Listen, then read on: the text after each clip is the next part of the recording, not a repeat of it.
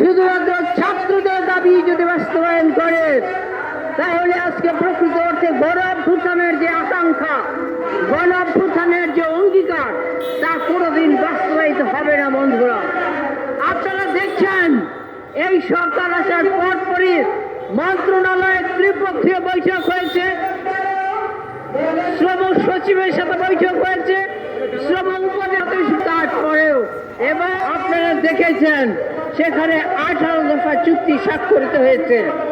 18 দফা চুক্তি নিয়ে আমাদের মধ্যে প্রশ্ন আছে। সব দাবিকে আমরা সমর্থন করি এমন নয়, কিন্তু তারপরেও বলছি, যারাই চুক্তি সমর্থন করেছেন ওই সরকার পক্ষ, ওই মালিক পক্ষ, আজকে আমরা দেখছি প্রায় 2 মাস হয়ে যাচ্ছে, এখনো পর্যন্ত 18 দফার চুক্তি বাস্তবায়ন করেনি।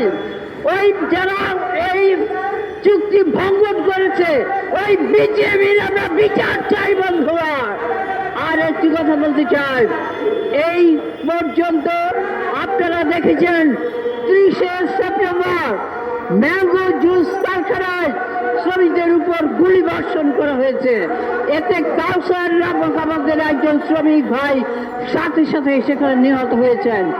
এর পরবর্তীতে আপনারা দেখেছেন আজকে 23শে October Generation Next Fashion Limited কারখানায় গুলিবিদ্ধ হয়েছে, সেখানে 10 জনের মতো শ্রমিক গুলিবিদ্ধ হয়েছে।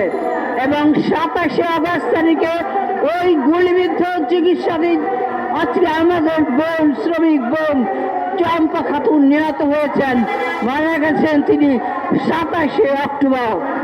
এর পরবর্তীতে আপনারা দেখেছেন 30শে অক্টোবর আজকে মিরপুরে গুলি চালানো হয়েছে, সেখানে 200 শ্রমিক গুলিবিদ্ধ হয়েছে। এইটাই কি গণ অভ্যুত্থানের বাংলাদেশ? এটাই কি আপনারা বলছেন নয়া বাংলাদেশ? আমরা যদি বলি যে এটা নয়া বাংলাদেশ নয়, আজকে এই রাষ্ট্র কাঠামো 53 বছর ধরে এই রাষ্ট্র কাঠামো যা ছিল একচেটিয়া ভাবে লুটেরা বুর্জোয়াদের আধিপত্য, লুটেরা বুর্জোয়াদের অধিকারী শুধুমাত্র বাস্তবায়িত হয়েছে।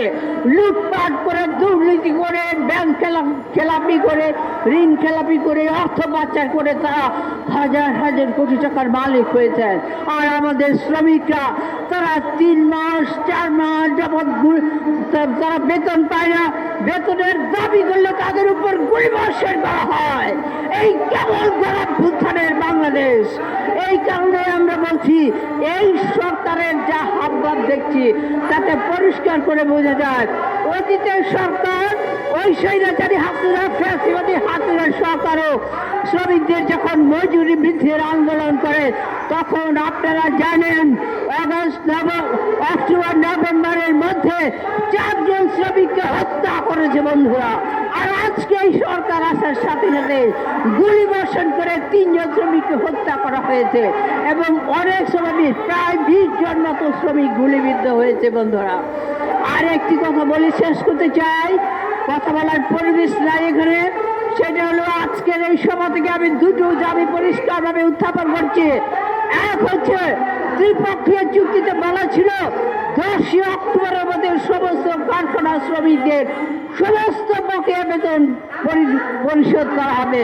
আজকে নভেম্বর মাসের 16 তারিখ, এখন 2 মাস হয়ে যাচ্ছে, এখনো পর্যন্ত এই চুক্তি তারা কার্যকর করেনি। বিজেপি মালিক পক্ষ তারা ওই চুক্তিকে কোনো পাওয়া করছে না, আর তাই আজকে বকেয়া বেতনের দাবিতে রাজপথে নামতে হচ্ছে আমাদের শ্রমিকদেরকে, গুলিবিদ্ধ হয়ে জীবন দিতে হচ্ছে আমাদের এই শ্রমিকদেরকে।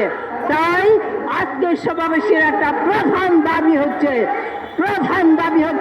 ওই শ্রমিক হত্যাকারীদেরকে অবিলম্বে চিহ্নিত করুন এবং শ্রমিক হত্যাকারী যারা ওই শ্রমিকদের উপর গুলি বর্ষণ করেছে তাদেরকে চিহ্নিত করে তাদেরকে অবিলম্বে গ্রেফতার করুন এবং বিচার করুন। এটা হলো এই যে 18 দফা হয়েছে, দ্বিমত সত্ত্বেও বলতে চাই শ্রমিকদের এই চুক্তি, ত্রিপক্ষীয় চুক্তি অবিলম্বে কারখানায় কারখানায় বাস্তবায়ন করুন। আর তা যদি না হয় তাহলে আগামী দিন একটা বিক্ষোভ আপনাদেরকে দেখতে হবে। আর একটা শেষ কথা, আজকে এই যে শ্রমিকদের উপর গুলি বর্ষণ করা হয়েছে, একজন সমন্বয়কারীও এই যে শ্রমিকদের উপর গুলি বর্ষণ করা হলো, শ্রমিকদেরকে গুলি করে হত্যা করা হলো। আমরা দেখলাম একজন সমন্বয়কারীও এই ব্যাপারে একটা টু শব্দ করলেন না।